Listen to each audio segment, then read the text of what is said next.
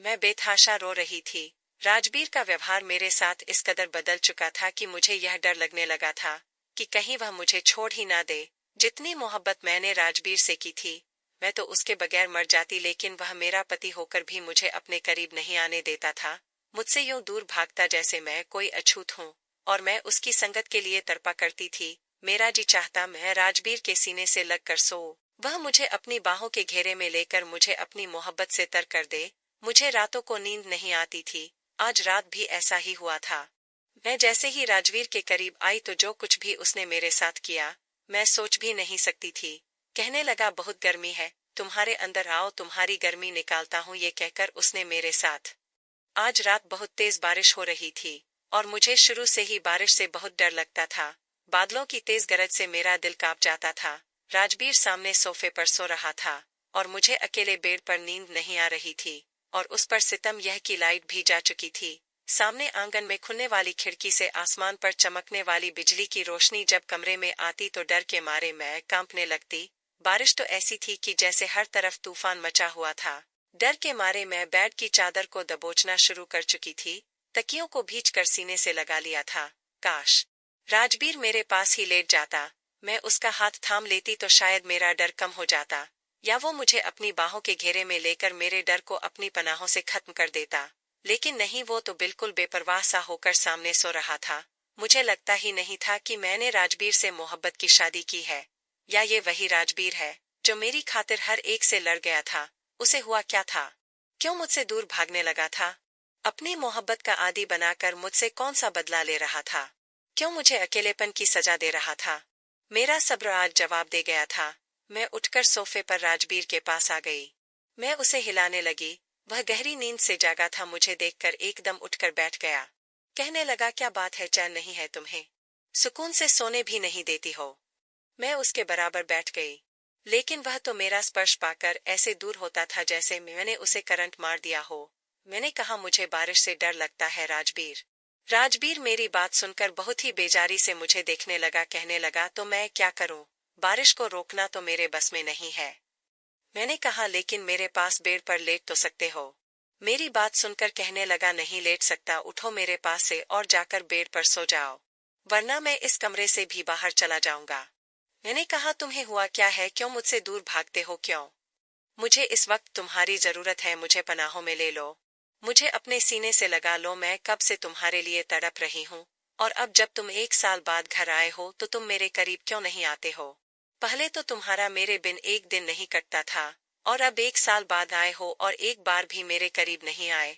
मेरी बात सुनकर कहने लगा, मुझे तुम बहुत बुरी लगने लगी हो, क्योंकि तुम्हारी खातिर मेरे माँ बाप मुझे छोड़कर चले गए हैं। जैसे तुमने उन्हें मुझसे दूर कर दिया, मैं उनके लिए तरसता हूँ, वैसे ही अब तुम मेरे लिए तरसोगी, पल पल मेरी मोहब्बत के लिए तरसोगी। मैंने कहा, मेरा क्या दोष है?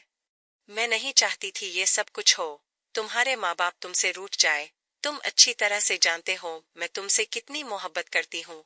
वो कहने लगा, तुम्हारी मोहब्बत ही तो ले डूबी है मुझे। तुम्हारी मोहब्बत ने मुझे मेरे अपनों से दूर कर दिया। तुम्हारी मोहब्बत ने मुझे बर्बाद करके रख दिया, मुझे कहीं का नहीं छोड़ा। तुम मुझे छोड़कर चली क्यों नहीं जाती हो? वो इस कदर गुस्से से बोला कि मैं कांप के रह गई। फिर मुझे बाजू से पकड़कर खड़ा हो गया। कहने लगा, मोहब्बत करती हो मुझसे? ठीक है। यह कहकर वह मुझे कमरे से बाहर ले गया और छोटे से हाल से बाहर निकलकर खुले आंगन में ले गया, जहां तेज बारिश हो रही थी, और यह देखकर मेरी जान निकल गई थी। मैंने कहा, यह क्या कर रहे हो तुम? राजबीर, मुझे बारिश से डर लगता है, मुझे बाहर नहीं जाना। लेकिन वह मुझे घसीटते हुए आंगन में ले आया। तेज तूफानी बरसती बारिश में मुझे ले जाकर छोड़ दिया। कहने लगा, मोहब्बत करती हो ना मुझसे, तो सारी आजमाइशें मैं ही क्यों दूं? आज ये आजमाइश तुमको देनी होगी। मेरी मोहब्बत का सबूत देना होगा। अगर मुझसे मोहब्बत करती हो तो गुजारो पूरी रात इस बारिश में। यह कहकर वह मुझे उसी आंगन में छोड़कर अंदर चला गया। हॉल का दरवाजा भी बंद कर दिया, और मैं यूं थी जैसे डर से आज मर जाऊंगी। यह कौन सी आजमाइश थी? यह कौन सा इम्तिहान था? मैं सिमट कर उसी आंगन में बैठ गई थी। पूरी रात मैं उस बारिश में भीगती रही और फूट फूट कर रोती रही। मैं राजबीर से बेइंतहा मोहब्बत करती थी, उसके बिना मर जाती। वो मुझे अगर आग में कूदने को कहता तो मैं आग में भी कूद जाती। यह तो बस बारिश थी। मैं सोचने लगी कि मैंने राजबीर से मोहब्बत ही तो की थी। मैंने ऐसा भी किया, छीन लिया उससे। तब तो वो भी मेरी खातिर सब कुछ करने को तैयार था, लेकिन अब इल्जाम सिर्फ मुझ पर क्यों? यह सिलसिला उस समय शुरू हुआ था जब से वो कनाडा गया था, वरना इससे पहले तो सब कुछ ठीक चल रहा था। मुझे याद आने लगा कि उस दिन भी मेरी नजर घड़ी की सुइयों की तरफ थी। रात का 1 बज रहा था और मुझे राजबीर की वीडियो कॉल का इंतजार था, जो रात के 1 बजे मुझे वीडियो कॉल किया करता था। वह परदेश में नौकरी करता था, इसलिए शादी के बस कुछ महीने बाद ही उसे मजबूरन अपने जॉब के सिलसिले में कनाडा जाना पड़ा। लेकिन वो रेगुलर मुझे रात को 1 बजे वीडियो कॉल पर बात करता था। हम पूरा 1 घंटा एक दूसरे से जी भर कर बातें करते थे, क्योंकि मैं जानती थी कि मेरे पति ने 1 साल से पहले वापस नहीं लौटना। लेकिन आज तो मेरे इंतजार की घड़ियां लंबी होने लगी थी। काफी देर हो चुकी थी लेकिन राजबीर की कोई कॉल नहीं आ रही थी। कई बार मैंने उसे कॉल की, लेकिन दूसरी तीसरी बेल पर वह कॉल काट देता था। मैंने उसे व्हाट्सएप पर मैसेज भी किया कि राजबीर प्लीज मुझे कॉल करो, मुझे परेशान मत करो। लेकिन शायद वह मुझसे नाराज था, क्योंकि मैंने इसकी फरमाइश पूरी नहीं की थी। एक दिन पहले ही उसने मुझे एक अजीब से जिद कर दी थी, जिस पर मैंने उसे इनकार कर दिया। वो कहने लगा, अगर तुमने मेरी बात नहीं मानी तो मैं फोन बंद कर दूंगा और आगे से तुम्हें कॉल भी नहीं करूंगा। मैंने कहा, मैं जानती हूँ तुम मुझसे बात किए बिना रह नहीं सकते, लेकिन मैं तुम्हारी ऐसी कोई भी फिजूल बात नहीं मानूंगी। अरे तुम तो परदेश जाकर बड़े ही बेशर्म हो गए हो। मैं तुम्हारी पत्नी हूँ और कहीं भागी नहीं जा रही। जब तुम घर वापस आओगे तो मैं तुम्हारी सारी फरमाइश तुम्हारी बाहों में पूरी करूंगी, इस तरह वीडियो कॉल पर नहीं। मैंने तो उस समय यह शायद मजाक में कहा था। मैं उसे नखरा दिखाना चाहती थी, लेकिन मुझे क्या पता था कि वह मुझसे सच में नाराज हो जाएगा। 2 दिन तक राजबीर की कोई कॉल नहीं आई। मैं बेहद परेशान होकर रह गई थी। बार बार उसे मैसेज कर चुकी थी, माफी भी मैसेज करके मांग चुकी थी, लेकिन वह था कि फोन करने को तैयार न था। 2 दिन बाद रात 2 बजे उसका मैसेज आया था कि मैं 2 दिन से बुखार में पड़ा हूँ, इसलिए तुम्हें कॉल नहीं कर सका। यह सुनकर तो मैं और भी ज्यादा परेशान हो गई। मैंने कहा, तुम्हें क्या हुआ है? राजवीर वीडियो कॉल करो, मुझसे बात करो, मैं तुम्हें देखना चाहती हूँ। कहने लगा, वानी बुखार की वजह से हिम्मत नहीं हो रही, प्लीज मुझे 2-4 दिन आराम करने दो, मैं तुमसे फिर बाद में बात कर लूंगा। ये कहकर उसने उसके बाद तो मुझे मैसेज का जवाब भी नहीं दिया। मेरे यह 2-4 दिन जिस तरह से गुजरे थे मैं ही जानती थी। मेरी और कबीर की लव मैरिज हुई थी। हमारी फेसबुक पर दोस्ती हुई और फिर मैसेंजर में हमारी बातचीत की शुरुआत हुई थी। वहीं हमने एक दूसरे को अपनी तस्वीर भेज दी थी। फेसबुक से हमारी मोहब्बत की शुरुआत हुई थी, जो बढ़ते बढ़ते दीवानगी की हदों को पहुंच गई थी। हम एक दूसरे के दीवाने हो गए। 1 साल हमारी मोहब्बत का सिलसिला यूं ही जारी रहा। उसके बाद राजबीर ने अपने घर वालों से मेरे रिश्ते के लिए कहा। पहला फसाद तो यहीं से शुरू हुआ था, क्योंकि उन्होंने साफ इनकार कर दिया। राजबीर की मां कहने लगी, मैं तुम्हारी शादी किसी भी आवारा लड़की से नहीं कर सकती, वो कहने लगी, और दूसरी बात, तुम्हारी मंगनी बचपन से ही मैंने अपनी सहेली की बेटी से तय कर रखी है। राजवीर की मां उसकी शादी अपनी सहेली की बेटी से करना चाहती थी, लेकिन राजवीर मेरी खातिर सबसे लड़ गया था। कहने लगा, शादी करूंगा तो सिर्फ वानी से ही करूंगा, वरना नहीं करूंगा। लेकिन उसकी मां इस रिश्ते पर बिल्कुल भी राजी नहीं हो रही थी, और ना ही उसके पापा। राजवीर मुझसे कहने लगा कि मैं अकेले ही तुम्हारे घर अपना रिश्ता लाना चाहता हूँ, क्योंकि मेरे घर वाले शादी पर बिल्कुल भी राजी नहीं है। जिस फैमिली से मैं संबंध रखती थी वहां पर किसी तरह की कोई रोक टोक ना थी। हमें इतना हक दिया गया था कि अगर हमें कोई पसंद है तो वह रिश्ता लाकर शादी कर सकता है, लेकिन घर से भागकर माँ बाप को बदनाम करने की कोशिश ना करें तो अच्छा है। मैंने अपनी माँ को जब यह बताया कि राजवीर के घर वाले इस बात पर राजी नहीं है, तो मेरी माँ ने मुझसे कहा, जब उसके घर वाले इस बात पर राजी नहीं, तो फिर वो कैसे तुम्हें शादी के बाद अपना सकते हैं, और कैसे राजवीर तुम्हें उस घर में रख सकता है। मैंने कहा, मम्मा, कबीर अच्छी जॉब करता है, उसके पास अपना खुद का फ्लैट भी है, वो मुझे अलग रखना चाहता है। थोड़ी सी बहस के बाद मेरी माँ इस रिश्ते के लिए मान गई थी। उन्होंने मेरे पापा को भी राजी कर लिया, कैसे किया मैं नहीं जानती। अगले दिन ही मेरी माँ ने कहा कि तुम ऐसा करो, राजवीर से कहो हमसे मिल ले। मैंने यह संदेश राजवीर को दे दिया।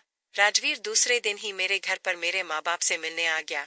मेरे पापा ने बहुत ही सादगी के साथ राजवीर से मेरी शादी कर दी, लेकिन मेरे नाम अच्छी खासी रकम जमा कर दी थी, जो कि मेरे पापा ने मेरी शादी के लिए जोड़ कर रखे थे।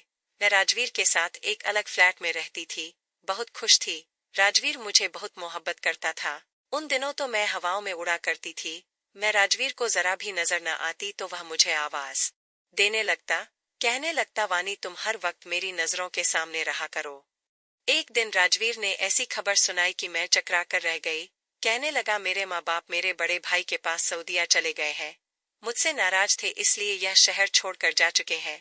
मुझे लगता था कि वह हमारी शादी को स्वीकार कर लेंगे, लेकिन उन्होंने तो मुझे अपनी जायदाद से भी बेदखल कर दिया है, जिसमें यह फ्लैट ही शामिल है। इसलिए हमें जल्द से जल्द यह फ्लैट खाली करना पड़ेगा, क्योंकि अब इस फ्लैट पर मेरा कोई हक नहीं रहा। यह फ्लैट मेरी माँ के नाम पर है। मैंने कहा, राजवीर हम कहाँ जाएंगे? वह कहने लगा, मैं खुद परेशान हूँ, क्योंकि मेरी तनख्वाह इतनी नहीं है कि मैं किराए का घर भी ले सकूं। इसलिए मुझे वापस राजवीर के साथ मायके आना पड़ा। लेकिन कुछ दिन बाद ही मेरी माँ कहने लगी, ऐसी शादियां ज्यादा नहीं चलती, तुम्हें सोच समझकर फैसला करना चाहिए था। अब क्या हम तुम्हारे पति को भी पालेंगे वानी? हम तुम्हें मायके बिठाकर नहीं रख सकते। घर पर तुम्हारी छोटी बहनें भी हैं, हमें उनके बारे में भी सोचना है। अपनी जिम्मेदारी तुम अपने पति पर डालो तो अच्छा है। यह बात जब मैंने राजवीर से कही तो वो कहने लगा, ठीक है, मैं ऐसा करता हूँ, छोटा मोटा कोई किराए का घर ले लेता हूँ, लेकिन मेरी तनख्वाह पर ही तुम्हें गुजारा करना पड़ेगा।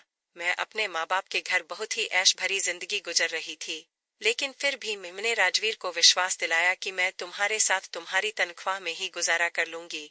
और फिर राजवीर ने एक छोटा सा घर किराए पर ले लिया और मैं उसके साथ इस छोटे से घर में रहने लगी। एक बार राजवीर मुझसे कहने लगा कि वह हिंदुस्तान में रहते हुए कभी भी अपना घर नहीं बना सकता, इसलिए अगर वह बाहर जॉब के लिए अप्लाई कर दे तो मुमकिन है एक छोटा सा 2 कमरों का फ्लैट ले सके। मैं भी इस बात पर राजी हो गई। अगले ही महीने राजवीर को कनाडा में जॉब मिल गई थी, यहाँ तक कि उसका वीजा और टिकट भी वही लोग भेज रहे थे। राजवीर का एक भाई कनाडा में रहता था, उसी ने राजवीर की ये जॉब लगवाई थी। जिस दिन राजवीर ने कनाडा जाना था, मैं बहुत रो रही थी। वो कहने लगा, बस 1 साल की बात है, इस 1 साल में मैं इतना पैसा कमा लूंगा कि यहाँ पर अपना घर ले सकूं और फिर कोई समस्या नहीं रहेगी। फिर मैं यही जॉब कर लूंगा और देखना मुझे यहाँ अच्छी जॉब मिल जाएगी, क्योंकि मेरे पास कनाडा में जॉब करने का एक्सपीरियंस भी होगा। वह मुझे बातों से बहलाने की कोशिश कर रहा था, लेकिन मैं तो लगातार रोए जा रही थी। मुझे इस बात का भी गम था कि राजवीर के माँ बाप ने मुझे स्वीकार नहीं किया था। काश कि वह मान जाते हैं तो हमारी जिंदगी में आसानियां पैदा हो जाती। एक अकेले घर में रहना मेरे लिए भी मुश्किल था। जाने से पहले राजवीर कहने लगा, मैं रोज तुम्हें वीडियो कॉल किया करूंगा। मैं राजवीर की मजबूरी को समझती थी। जाने से पहले मुझसे कहने लगा, कनाडा पहुंचकर मैं तुम्हें बहुत बड़ा सरप्राइज भी दूंगा। मैं उसकी यह बात समझ नहीं पा रही थी कि वह कैसा सरप्राइज मुझे देना चाहता है। खैर, वह मुझे छोड़कर कनाडा चला गया, लेकिन रोजाना रेगुलर वह मुझे रात के 1 बजे वीडियो कॉल करता था। मुझे जी भर के बातें करता था, लेकिन पिछले कुछ दिनों से राजवीर का व्यवहार मुझसे कुछ बदल सा रहा था। अजीब सा व्यवहार हो रहा था उसका। मेरा दिल पता नहीं क्यों अनजाने डर से घबराने लगा था। 8 दिन गुजर गए थे और राजवीर सिर्फ मैसेज पर बात कर रहा था। बात क्या करता था, बस मुझे बहलाने की कोशिश कर रहा था। अब तो मेरे दिल में यह डर भी उठने लगा था कि कहीं राजवीर मुझे धोखा तो नहीं दे रहा था। हो सकता है कि मुझसे दिल बहलाने के लिए उसने शादी तो कर ली है और अब हमेशा के लिए कनाडा चला गया है, और इस सोच ने तो मेरी जान ही निकाल दी थी। लेकिन कुछ दिन बाद ही राजवीर की वीडियो कॉल आ गई। बड़ी हुई शेव थी, चेहरा भी उतरा हुआ था। राजवीर की आंखें भी लाल हो रही थी। उसे देखकर लग रहा था कि जैसे वह सच में बीमार है। मुझे देखकर कहने लगा कि 8 दिन से बुखार में पड़ा था, आज भी हिम्मत नहीं हो रही थी, लेकिन तुम्हें इसलिए कॉल की ताकि तुम कहीं मुझे बेवफा ना समझने लगो। मेरे दिल में आने वाले डर को उसने फौरन से दूर कर दिया था, और राजवीर को सामने वीडियो कॉल पर देखकर मेरे दिल को भी सुकून हो गया था। कुछ दिन तक हम बातें करते रहे। एक दिन राजवीर कहने लगा कि मैं बहुत बिजी हो गया हूँ, मुझे इतना समय नहीं मिलता, इसलिए रोज रोज अब तुमसे बात नहीं कर सकता। अब वह धीरे धीरे मुझे कम बात करने लगा, लेकिन रेगुलर मेरे अकाउंट में पैसे भेज रहा था ताकि मुझे घर के खर्चों के लिए कोई परेशानी न उठानी पड़े। 1 साल गुजर गया था और यह साल मैंने कैसे काटा था मैं ही जानती थी। जैसे जैसे साल पूरा हो रहा था और मुझे उम्मीद थी कि अब राजवीर घर आ जाएगा, मेरी बेकरारियां बढ़ रही थी। लेकिन राजवीर कहने लगा कि मैं आना तो चाहता हूँ, मैं वापस आना चाहता हूँ, मुझे तुमसे बहुत जरूरी बात भी करनी है। मैं तो यह बात सुनकर ही खुश हो गई थी कि वह हिंदुस्तान वापस आ जाएगा। मैंने उसकी दूसरी बात की तरफ ध्यान ही नहीं दिया कि उसे मुझसे क्या जरूरी बात करनी थी। जाने से पहले भी उसने एक सरप्राइज की बात मुझे की थी, लेकिन मैं इस बात को बिल्कुल भूल चुकी थी। मुझे राजवीर के आने की इस कदर खुशी थी कि मैं बता नहीं सकती। जिस दिन उसने आना था मैं उसको लेने एयरपोर्ट चली गई। जैसे ही वह एयरपोर्ट से बाहर आया मैं तड़प कर उसके गले लग गई और रोने लगी। लेकिन उसने फौरन से मुझे खुद से अलग कर दिया। कहने लगा, वानी ये क्या हरकत है, लोग देख रहे हैं।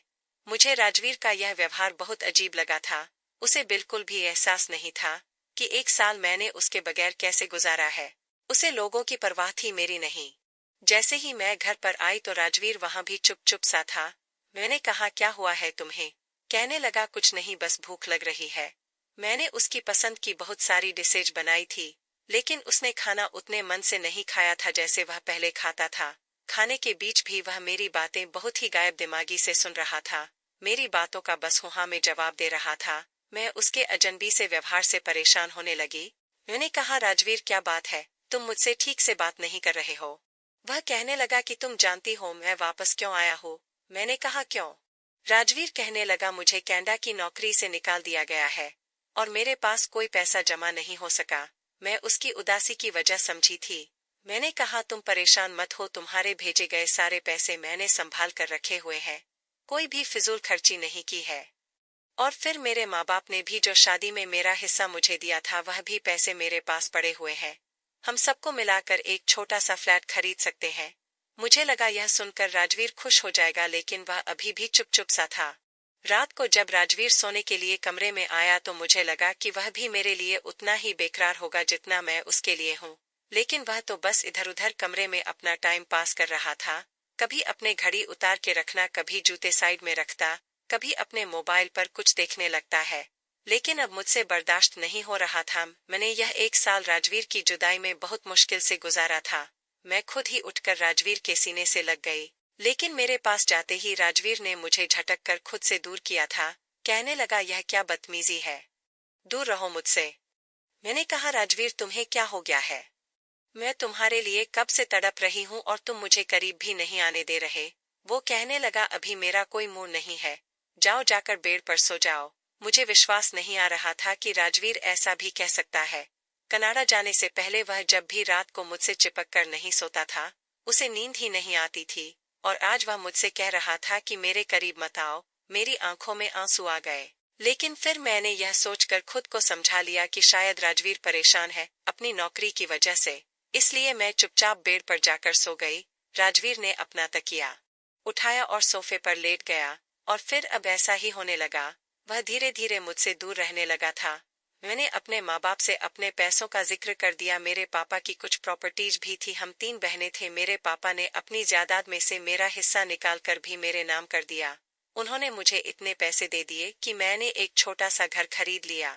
मैं समझी कि अब राजवीर खुश रहने लगेगा और मेरे साथ एक खुशगवार जिंदगी गुजारेगा। लेकिन वह जब से आया था मुझसे कतरा रहा था, मेरे करीब नहीं आता था। मुझे लग रहा था कि जैसे बात कुछ और ही है। वह मुझसे कुछ छुपाने की कोशिश कर रहा है। शायद उसे अपने माँ बाप की नाराजगी का एहसास है, और यह बात सही निकली थी। एक बार मैं राजवीर के करीब आने लगी तो उसने मुझे दूर झटक दिया।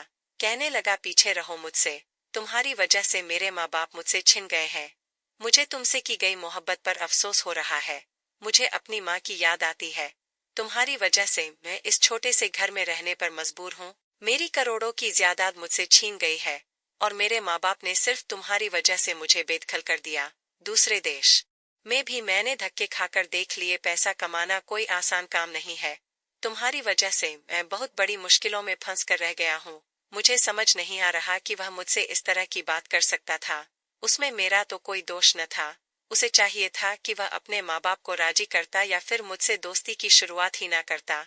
मैंने भी तो अपने माँ बाप को मनाया था और शादी करके अपने माँ बाप की मर्जी से उसके साथ इस घर में रह रही थी। मैंने कहा कि ठीक है, तुम मुझे सऊदीया ले जाओ, मैं तुम्हारे माँ बाप के पाँव पड़ जाऊंगी, उनके हाथ जोड़कर उनसे माफी मांग लूंगी, उनके विनती करूंगी, उन्हें मनाने की कोशिश करूंगी, और तुम देखना मैं उन्हें मना लूंगी। लेकिन तुम मेरे साथ ऐसा व्यवहार मत करो, मैं तुम्हारा ऐसा व्यवहार सह नहीं सकती। मैं तुमसे बहुत मोहब्बत करती हूँ। और ये सच था, मैं राजवीर की बेरुखी बर्दाश्त नहीं कर सकती थी, क्योंकि मैंने उसे बेइंतहा मोहब्बत की थी। राजवीर कहने लगा, जब तक मेरे माँ बाप मुझसे राजी नहीं हो जाते मैं तुमसे अपना व्यवहार नहीं बदल सकता। और प्लीज तुम मुझसे यूं चिपकने की कोशिश मत किया करो, मुझे घिन आती है तुमसे। राजवीर की यह बातें सुनकर मैं तड़प गई थी। मैं दिमागी तौर पर परेशान हो चुकी थी। वो कहने लगा, भगवान के लिए मुझसे दूर रहा करो, मेरे पास आने की कोशिश मत किया करो। जब भी तुम मेरे करीब आने की कोशिश करती हो मुझे अपने माँ बाप याद आने लगते हैं। उसकी बात सुनकर मैं बुरी तरह से हर्ट हुई थी। अब वह मेरा पहले की तरह ख्याल नहीं रखता था। उसे मेरी परवाह नहीं रही थी। बस सुबह उठते ही अपने काम के लिए चला जाता, शाम को वापस आता तो खाना खाकर फिर बाहर दोस्तों में चला जाता। रात को 1 बजे कभी 2 बजे घर आता और तकिया उठाकर सोफे पर लेट जाता। जब से वह कनाडा से वापस आया था उसका ऐसा ही व्यवहार था। मैंने सोचा कि राजवीर से कहती हूँ वह मुझे अपने माँ बाप का फोन नंबर ही दे दे, उनसे बात करके देखती हूँ। लेकिन वह फोन नंबर देने के लिए भी तैयार न था। एक रात तेज बारिश हुई तो राजवीर ने मुझे आंगन में खड़ा कर दिया, मुझे मेरी मोहब्बत की सजा देने लगा। बारिश में बहुत ज्यादा डरती थी लेकिन मैं फिर भी बारिश में खड़ी रही और फिर जब एक बार बहुत तेज बिजली कड़की तो मैं डर के मारे बेहोश हो गई थी। जब मुझे होश आया तो वो मेरे पास बैठा था और रो रहा था। मुझे होश में देखकर कहने लगा, मुझे माफ कर दो लेकिन मैं तुमसे और नाटक नहीं कर सकता। मैं खुद बहुत मुश्किल में पड़ चुका हूँ। मैंने कहा, क्या मतलब है? राजवीर कहने लगा कि तुम्हारा राजवीर मर चुका है वानी, मैं राजवीर नहीं हूँ। यह सुनना था कि मेरा दिमाग बुरी तरह से चकरा गया था। वो कहने लगा, मैं राजवीर का जुड़वा भाई हूँ। मैं पिछले 3 सालों से कनाडा में काम कर रहा था। मैंने ही राजवीर को कनाडा बुलाया था। राजवीर ने पहले कभी तुमसे मेरा जिक्र नहीं किया होगा। यह बात उसने मुझे कनाडा में आकर बताई भी थी। कहता था कि उसे किसी दिन वीडियो कॉल पर सरप्राइज दूंगा। जब वो हम दोनों को एक साथ देखेगी तो चकरा जाएगी। लेकिन उसे ऐसा मौका ही नहीं मिला। एक कार एक्सीडेंट में राजवीर बहुत जख्मी हो गया था। मैं उसे अस्पताल ले गया। उस समय भी उसे तुम्हारा ही ख्याल था। मुझसे कहने लगा कि वह मेरा गम सह नहीं पाएगी। उसे कभी बेसहारा मत छोड़ना। मुझे पता है कि मैं बच नहीं पाऊंगा और मेरे मरने के बाद मेरे मरने की खबर सुनकर वह पागल हो जाएगी। वह मुझसे बहुत मोहब्बत करती है। मेरे बिना वो जी नहीं सकती। उसकी जिंदगी बर्बाद हो जाएगी। इसलिए तुम उसे अपना लेना और उसे सच्चाई मत बताना, क्योंकि मेरे मरने की खबर सुनकर वह टूट कर बिखर जाएगी। तुम उसकी जिंदगी में राजवीर बनकर जाना। मेरी वानी को बेसहारा मत छोड़ना। ये कहते हुए वह बेतहाशा रो रहा था। कहने लगा, मैंने इसलिए तुमसे राजवीर बनकर बात करनी शुरू कर दी। बहुत बार चाहा तुम्हें सच्चाई बता दूं लेकिन हिम्मत नहीं हुई। इसलिए सोचा हिंदुस्तान जाकर तुम्हें सच बता दूंगा। लेकिन एयरपोर्ट पर जैसे ही तुम पागलों की तरह मेरे गले लगी थी, जिस तरह से राजवीर की 1 साल की जुदाई पर तुम फूट फूट कर रोने लगी थी, मैं घबरा गया था कि तुम्हें कैसे बताऊं। मैंने जब भी तुम्हें सच बताना चाहा तुम्हारी राजवीर के लिए मोहब्बत देखकर मेरी होंठ खामोश हो जाते थे। इसलिए चाहा कि तुमसे खराब रवैया रखूंगा ताकि तुम्हें राजवीर से नफरत हो जाए और तुम तलाक मांग लो। लेकिन तुम हर आजमाइश पर खरी उतरती रही मेरे लिए और मुश्किलें पैदा करती रही, यहाँ तक कि बारिश में पूरी रात भीगती रही। इसलिए मैं अब तुम्हारे साथ और धोखेबाजी और ड्रामा नहीं कर सकता। मैं यह बातें दिल थामे सुन रही थी और फिर उसके बाद मैं बेहोश हो गई थी। थोड़ी देर बाद मुझे होश आया तो मैं राजवीर राजवीर पुकारने लगी थी। मेरा राजवीर बेवफा नहीं था, वह तो मुझसे मोहब्बत करता था। अपने आखिरी समय में भी उसे मेरी परवाह थी। जब मैं कुछ संभल गई तो राजवीर का भाई प्रभात कहने, अगर तुम चाहो तो मैं तुम्हें सहारा दे सकता हूँ, तुमसे शादी कर सकता हूँ। मैंने गौर से प्रभात की तरफ देखा। वह बिल्कुल राजवीर की तरह दिखता था। कोई कह नहीं सकता था कि वह राजवीर नहीं है। मैं भी तो धोखा खा गई थी। मैं तो समझ ही नहीं पाई कि यह तो राजवीर ही नहीं है। कितनी बार मैंने उसके करीब जाने की कोशिश की थी। 1-2 बार जबरदस्ती उसके गले भी लग गई थी, तब भी मुझे महसूस नहीं हुआ था कि यह राजवीर नहीं है। मैं प्रभात की शराफत की कायल हो गई थी। उसने एक बार भी मेरा फायदा उठाने की कोशिश नहीं की थी। लेकिन मैंने प्रभात को मना कर दिया। मैंने कहा कि मैं अपने पति के साथ बेवफाई नहीं कर सकती। लेकिन प्रभात कहने लगा, भाई ने मरने से पहले मुझसे कहा था कि मैं तुम्हें अपना लूं। यह भाई की आखिरी इच्छा थी। लेकिन मैंने फिर भी इनकार कर दिया। मैं राजवीर की जगह किसी और को नहीं दे सकती थी। मैं अपने मायके चली गई। मेरे माँ बाप को जब सच मालूम होगा तो कहने लगे, तुम कैसे सारी जिंदगी राजवीर के नाम पर जी सकती हो। और फिर राजवीर की आखिरी इच्छा थी कि तुम और प्रभात एक हो जाओ। तुम्हें एक बार अपने फैसले पर सोचना चाहिए। अपने माँ बाप की बात सुनकर मैं खामोश हो गई। जख्म अभी हरा था। मैं कोई भी फैसला नहीं ले पा रही थी। लेकिन मैं जब से प्रभात को छोड़कर अपनी माँ के घर आई थी, मेरा जी चाहता प्रभात को एक बार देख लूं, क्योंकि प्रभात में राजवीर की झलक दिखाई देती थी। वो बिल्कुल राजवीर के जैसा था और उसे देखकर मेरे दिल को सुकून मिलता था। और प्रभात भी मुझसे फोन पर बात कर लिया करता था। उसकी बातों में भी अपनापन था। शायद इतने दिन मेरे साथ रहते रहते उसे भी मुझे लगाव हो गया था। लेकिन आप लोग बताएं, क्या मुझे राजवीर से बेवफाई कर लेनी चाहिए, जो मरते दम तक मुझसे मोहब्बत करता था, मेरी परवाह करता था? मैं क्यों उसके नाम पर पूरी जिंदगी नहीं गुजार सकती? आप मुझे बताएं, मुझे क्या करना चाहिए? क्या मुझे राजवीर की आखिरी इच्छा को मानते हुए प्रभात को अपना लेना चाहिए? दोस्तों, कहानी कैसी लगी जरूर बताना। पसंद आई हो तो प्लीज लाइक करना। रोज एक नई कहानी सुनने के लिए हमारे चैनल को भी सब्सक्राइब करना। कहानी को अंत तक सुनने के लिए आप लोगों का बहुत बहुत धन्यवाद। मिलते हैं अगली किसी नई कहानी के साथ।